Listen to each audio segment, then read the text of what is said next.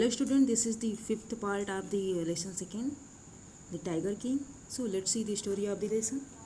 The Maharaj in anxiety reached a fever pitch when there remained just one tiger to achieve his tally of 100. So as the Maharaja has killed 99 tigers, he was to kill just one more to complete his total of 100 tigers. He became very anxious and curious to kill the 100th tiger.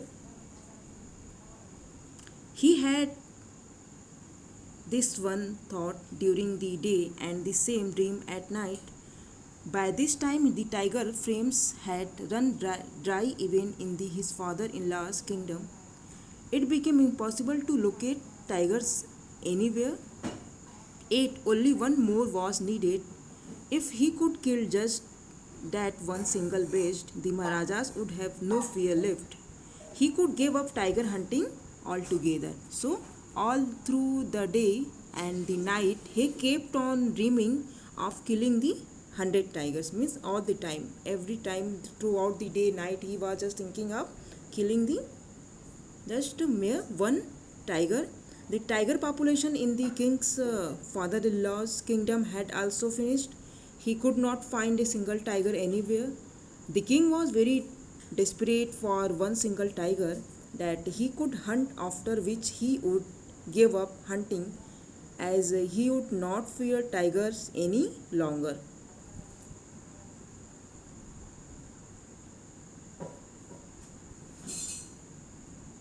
But he had to be extremely careful with that last tiger.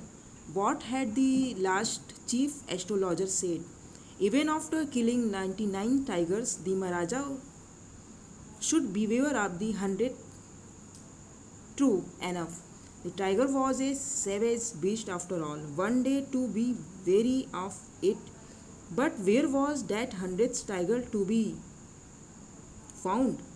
It seemed easier to find tiger's milk than a live tiger. So he was reminded of the late astrologer's words, means the words of the astrologers who had predicted in the earlier time.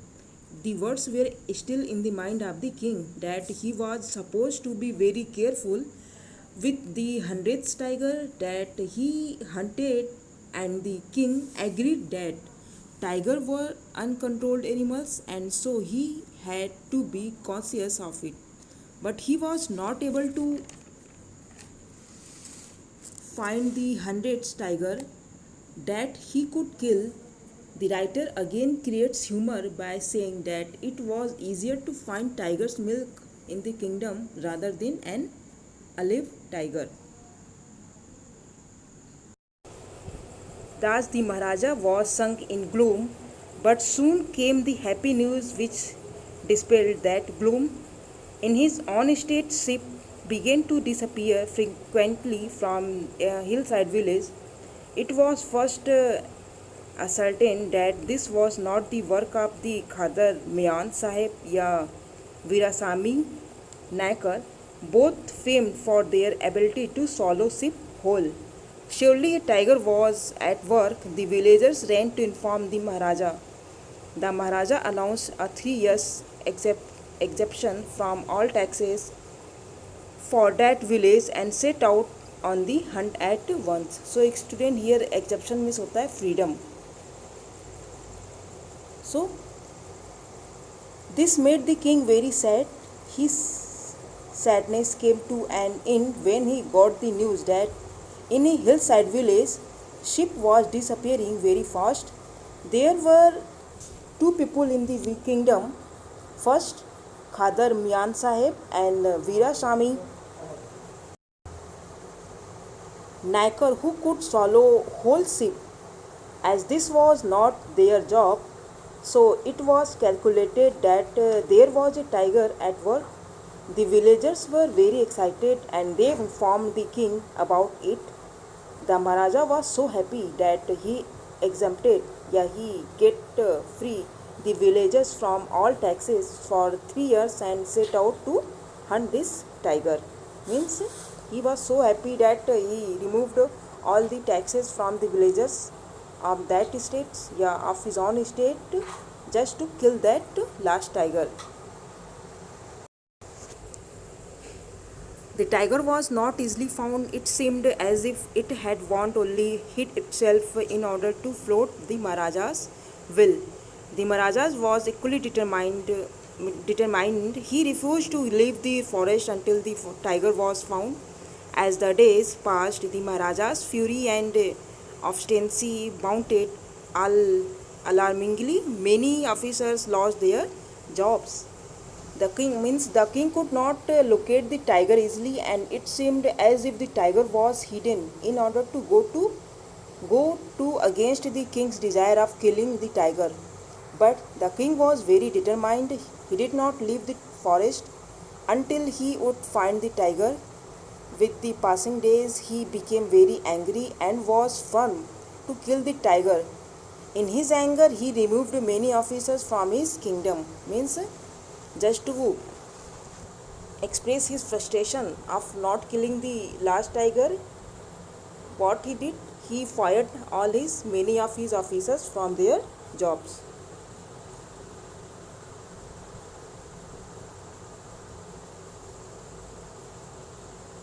One day, one day when his race was at its height, the Maharaja called the Diwan and ordered him to double the land tax forthwith.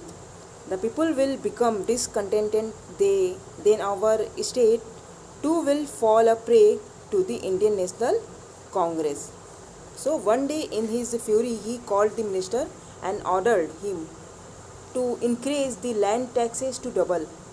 He felt that by doing this, the people would become unhappy and his kingdom would become a part of the Indian National Congress. In that case, you may resign from your post, said the king. The Diwan went home convinced that if the Maharaja did not find the tiger soon, the results could be catastrophic. Means the result could be beyond of thinking. He felt life returning to him only when he saw the tiger which had been brought from the People's Park in Madras and kept hidden in his house. Means by doing so, the minister would also resign from his post. This was the king's way of threatening the minister. The minister realized that the king was very angry and he thought that if the tiger was not found soon, he could lead to destruction. The minister found that the tiger that had been brought from the People's Park in Madras was hidden in his house. He felt relieved. At midnight, when the town slept in peace, the Diwan and his aged wife dragged the tiger to the car and sewed it into the seat. The Diwan himself drove the car straight to the forest where the Maharajas was hunting. When they reached the forest, the tiger launched its satyagraha and refused to get out of the car. The Diwan was thoroughly exhausted in his efforts to haul the beast out of the car and push it down to the ground. Means the minister along with his wife pulled the tiger into his car and drove the car to the forest where the Maharaja was hunting. The tiger did not come out of the car and the minister had a tough time pushing the tiger out of the car into the forest. On the following day, the same old tiger wandered into the Maharaja's presence and stood as if in humble supplication. Master, what do you command of me? It was with boundless joy that the Maharaja took careful aim at the beast. The tiger fell in a crumpled heap. The next day, the same tiger was spotted by the Maharaja. He was very happy to see the 100 tiger and he aimed at the tiger. The tiger fell down as if it had been shot dead by the king. He was overjoyed to have killed the 100 tiger and had fulfilled his vow. I have killed the 100 tiger. My vow has been fulfilled. The Maharaja was overcome with the elation, ordering the tiger to be brought to the capital in grand procession. The Maharaja hastened away in his car. So, the king was happy to have killed the 100 tiger. He ordered that the tigers should be brought to the capital in a great procession and went away in his car.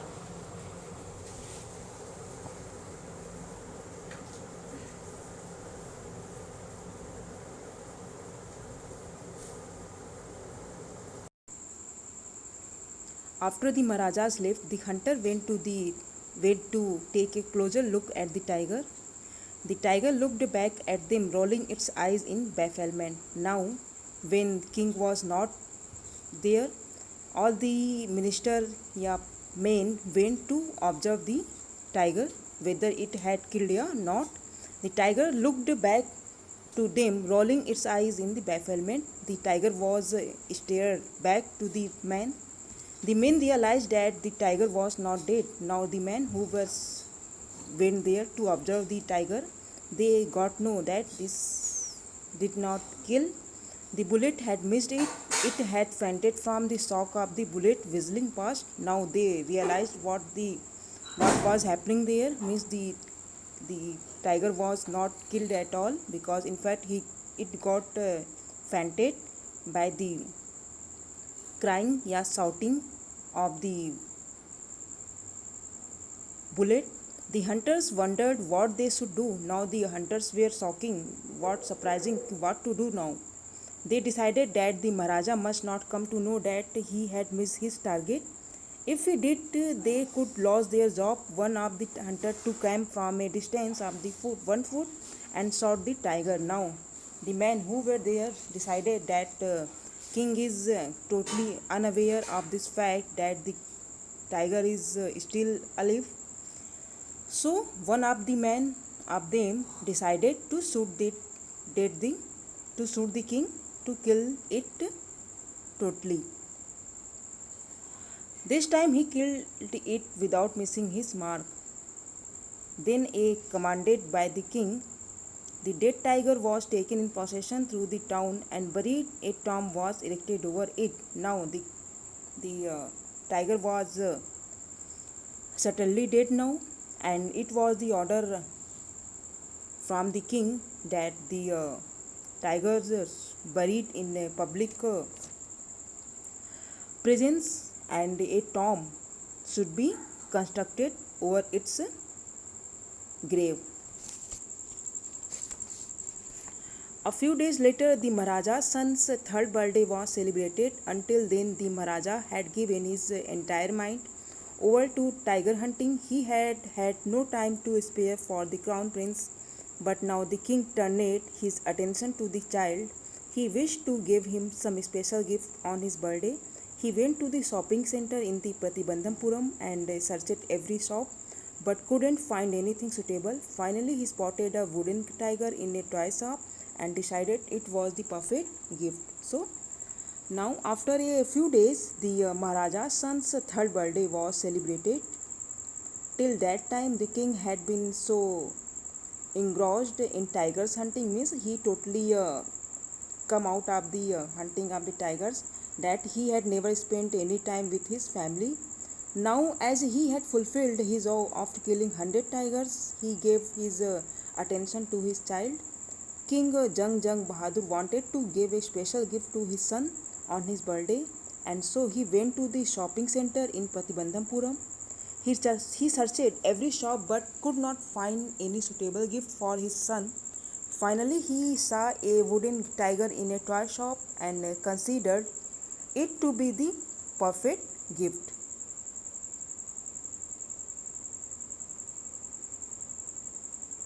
The wooden tiger cost only 2 annas and a quarters, but the shopkeeper knew that if he quoted such a low price to the Maharaja, he would be punished under the rules of the emergency. So he said, "Your Majesty, this is an extremely rare example of craftsmanship, a bargain at 300 rupees. So the wooden tiger cost only 2 annas, means less than 1 rupees too. A quarter annas, but the shopkeeper knew that if he quoted such a low price, if he tell the king the very low price to the king, he would punish him. So the shopkeeper, a shop owner, told the king that the wooden tiger was a perfect example of craftsmanship. Yeah, it is a very rare piece of the artist, and that if cost a mere 300 rupees.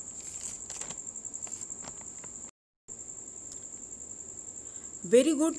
Let this be your offering to the crown prince on his birthday, said the king, and took it away with him. On that day, father and son played with that tiny little wooden tiger. It had been carved by an unskilled carpenter. Its surface was rough. Tiny silvers of wood stood up like quills all over it. One of those silvers pierced the Maharaja's right hand. He pulled it out with his left hand and continued to play with the prince.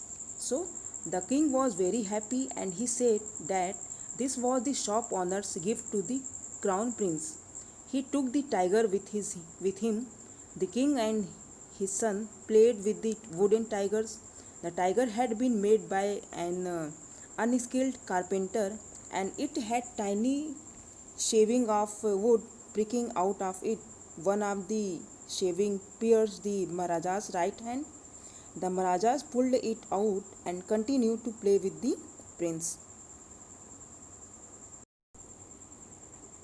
The next day, infections flared in the Maharaja's right hand. In 4 days, it developed into a separating sore which spread all over the arm. The three famous surgeons were brought in from Madras. After holding a consultant, they decided to operate. The operation took place. The three surgeons who performed it came out of the theatre and announced the operation was successful. The Maharaja is dead. In this manner, the 100 tiger took its final revenge upon the tiger king.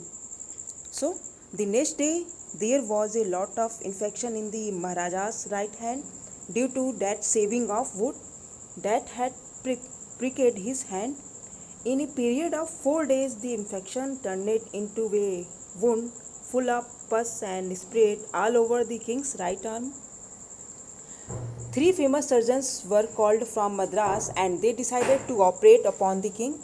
After the operation, the surgeons came out of the theatre and said that the operation was successful and the Maharaja was dead. Hence, the surgeons' words are contradictory, because if the king died, it meant that the operation was unsuccessful. Whereas they said that it was successful, actually they were supporting the words of the astrologer. The wooden tiger was the 100 tiger that had killed the king Jang Bahadur, and thus made the astrologer's prediction true. So in this manner, the 100 tiger took revenge upon the tiger king and killed him. So this was the story of the tiger king, and he was killed definitely by the 100 tiger, whether the tiger was wooden. So student, this story is finished now. Now what you have to do? You have to summarize this lesson in your notebook and also give the answer of this question that has been given in your NCERT book. Thank you.